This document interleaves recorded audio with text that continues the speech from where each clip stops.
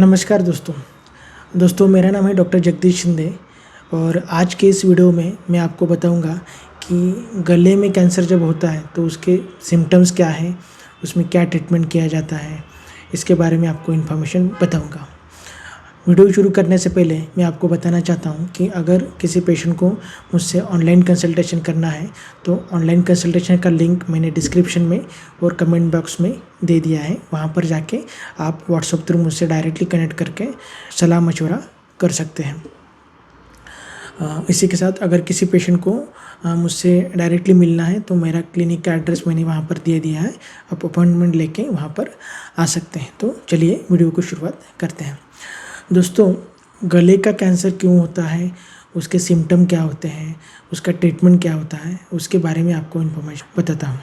तो गला जो है वो गले के मेनली 3 पार्ट्स रहते हैं।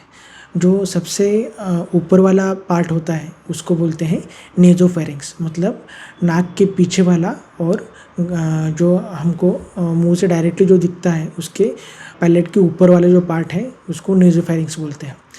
गले का जो बीच वाला पार्ट रहता है उसको बोलते हैं ओरोफेरिंक्स, मतलब हम जो जब मुंह खोलते हैं तो जो बाहर से हम जो गला देख सकते हैं उस एरिया को लगभग बोलते हैं कि ओरोफेरिंक्स। और गले का जो निचला वाला हिस्सा वो रहता है जो हम ऊपर से नहीं देख सकते हैं, पर अगर दूरबीन डाला तो वहाँ से देख सकते हैं, तो वो रहता है हाइपोफेरिंक्स। तो ये गले के 3 पार्ट हैं। तो गले में जहाँ पर गांठ होता है उस एरिया के अनुमान हमको वहाँ पर सिम्टम्स हो सकते हैं।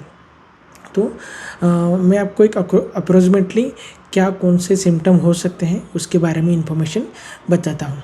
तो गले में जो गांठ होती है या फिर कैंसर होता है तो उसका मोस्ट कॉमन जो सिम्टम होता है वो है कि खाना निगलते वक्त पेशेंट को तकलीफ़ होता है। ये सबसे कॉमन सिम्टम है कि खाना निगलते वक्त तकलीफ़ होना। दूसरा जो सिम्टम है वो है कि पेशेंट का आवाज़ चेंज हो सकता है। तो जब गले के निचले वाले हिस्से में ट्यूमर होता है या फिर स्वर यंत्र या फिर लैरिंग्स इन्वॉल्व होता है तो उस वक्त पेशेंट को आवाज़ में चेंज लग सकता है। तीसरा जो सिम्टम है वो है कि गले में कुछ गठान लगना, मतलब गले के बाहरी हिस्से में पेशेंट को गठान का एहसास होना। तो ये है तीसरा सिम्टम। उसी के साथ पेशेंट को खाना निगलते वक्त कफिंग होना, ये भी सिम्टम हो सकता है। कुछ केसेस में पेशेंट को कान में दर्द हो सकता है। तो कान में दर्द क्यों होता है? क्योंकि क्या होता है कि इसको बोलते हैं रेफर्ड पेन, मतलब गले में गांठ होता है पर उसका जो रेफर्ड पेन होता है वो कान में होता है। तो कान में कोई प्रॉब्लम नहीं होता, फिर भी पेशेंट को कान में दर्द होता है। तो ये गले के कैंसर का लक्षण हो सकता है। तो ये हो गए सिम्टम। अगर इनमें से कोई भी सिम्टम है और अगर किसी पेशेंट को गले का कैंसर है या फिर गले का कैंसर सस्पेक्टेड है तो कौन कौन से टेस्ट होते हैं जो हम कर सकते हैं। तो सबसे पहले तो हम गले का सीटी स्कैन या पेट सीटी स्कैन ये तपाश करते हैं। इस तपास में हमको पता चलता है कि वहाँ पर गांठ है क्या, गांठ है तो कितना बड़ा है, उसका स्प्रेड कहाँ कहाँ पर हो चुका है, ये सब चीज़ें हमको गले के पेट सीटी स्कैन टेस्ट में पता चलती हैं। उसके साथ हम क्या करते हैं कि गले में दूरबीन डाल के जाँच करते हैं, जिसको हम एंडोस्कोपी या वीडियो लैरिंगोस्कोपी बोलते हैं। तो उसमें हम दूरबीन से पूरा गले को देखते हैं कि गांठ कहाँ कहाँ पर है। उसी के साथ हम दूरबीन से जो गांठ है वो गांठ का एक छोटा सा टुकड़ा निकालते हैं, जिसको बोलते हैं बायोप्सी।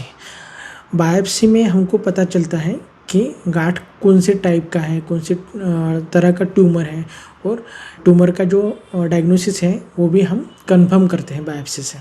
तो गले का जो कैंसर है उसमें मोस्ट कॉमनली जो कैंसर होता है वो है स्क्वैमस सेल कैर्सिनोमा, जो मोस्ट कॉमनली पेशेंट को होता है।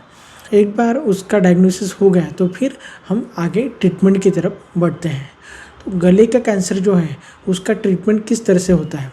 तो गले के कैंसर में जो मेन ट्रीटमेंट होता है वो है रेडिएशन थेरेपी और कीमोथेरेपी। गले के कैंसर में सर्जरी का रोल बहुत ही लिमिटेड होता है। मेन जो रोल होता है वो ज़्यादातर जो बैकबोन होता है ट्रीटमेंट का वो रेडिएशन थेरेपी ही होता है।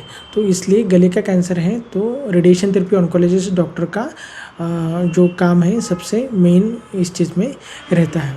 कीमोथेरेपी का जो काम रहता है वो क्या होता है कि रेडिएशन थेरेपी का इफेक्ट बढ़ाना, मतलब रेडियो सेंसिटाइजेशन, ये कीमोथेरेपी का मेन एम रहता है और मेन जो काम रहता है वो रेडिएशन का रहता है। कभी कभी क्या होता है कि गले का ट्यूमर जो है वो काफ़ी अगर बड़ा है या फिर बहुत बल्कि ट्यूमर है तो उस केस में हम कभी कभी रेडिएशन शुरू करने से पहले कीमो देते हैं, पर ज़्यादातर केसेस में हम पेशेंट को डायरेक्टली रेडिएशन और कीमोथेरेपी शुरू करते हैं। तो इस तरह से ट्रीटमेंट दिया जाता है। तो रेडिएशन थेरेपी कैसे दिया जाता है उसके बारे में आपको मैं इन्फॉर्मेशन बताता हूँ। तो रेडिएशन थेरेपी में क्या होता है कि हम कुछ टाइप के रेज होते हैं, जैसे एक्सरेज है या गामा रेज है, उसका उपयोग हम कैंसर को मारने के लिए, क्योर करने के लिए करते हैं। तो रेडिएशन थेरेपी में एक मशीन होता है, उसको बोलते हैं लीनियर एक्सीलरेटर मशीन। उस मशीन में रेडिएशन थेरेपी का ट्रीटमेंट किया जाता है। रेडिएशन थेरेपी को एडमिट करने की कोई ज़रूरत नहीं रहती, एक ओपीडी बेस्ड ट्रीटमेंट होता है। आपको रोज़ आना रहता है, एक 10-15 मिनट का ट्रीटमेंट होता है, हर रोज़ करना है। जनरली हफ्ते में 5 बार होता है। अगर रेडिकल ट्रीटमेंट है तो लगभग 35 रेडिएशन किए जाते हैं। एक 7 हफ्ते का ट्रीटमेंट किया जाता है। मंडे टू फ्राइडे आपको रोज़ ट्रीटमेंट दिया जाता है, आपको स्पेसिफिक टाइम दिया जाता है, उस टाइम को आपको आना है और रोज़ ट्रीटमेंट लेना है। इस तरह से ट्रीटमेंट किया जाता है। कुछ पेशेंट में रेडिएशन और कीमो दोनों किया जाता है। तो जिन पेशेंट को कीमो रहता है उनको हर हफ्ते में एक बार कीमो दिया जाता है। कीमो जो है, कीमो मतलब क्या है कि सलाइन थ्रू कुछ कैंसर के इंजेक्शन दिए जाते हैं, उसको बोलते हैं कीमो। तो कीमो के लिए एक डे केयर एडमिशन लगता है, तो उसमें हम मॉर्निंग में पेशेंट को एडमिट करते हैं, दिन भर इंजेक्शन देते हैं और शाम को डिस्चार्ज करते हैं। इस तरह से हर हफ्ते में एक बार कीमो देते हैं। तो ये डिपेंड करता है कि पेशेंट का टाइप क्या है, कौन सी स्टेज का कैंसर है, किस टाइप का कैंसर है, उसके अनुसार हम ये ट्रीटमेंट डिसाइड करते हैं। इस तरह से कैंसर का ट्रीटमेंट किया जाता है। तो अगर आपको कैंसर ट्रीटमेंट के बारे में या फिर गले के कैंसर के बारे में कुछ भी इन्फॉर्मेशन चाहिए तो आप मुझे डायरेक्टली कनेक्ट कर सकते हैं। मैंने एक व्हाट्सएप का लिंक दिया है जिस पर आप क्लिक करके मुझे डायरेक्टली कनेक्ट कर सकते हैं। इसी के साथ मैंने मेरे क्लिनिक का एड्रेस भी डिस्क्रिप्शन में और कमेंट बॉक्स में दिया है, वहाँ पर आप जाके अगर आपको मुझसे डायरेक्टली मिलना है तो मुझसे मिल सकते हैं। हमारे यहाँ पर रेडिएशन थेरेपी का फैसिलिटी भी अवेलेबल है। अगर आप रेडिएशन थेरेपी करवाना चाहते हैं तो मुझसे मिल सकते हैं। Thank you very much.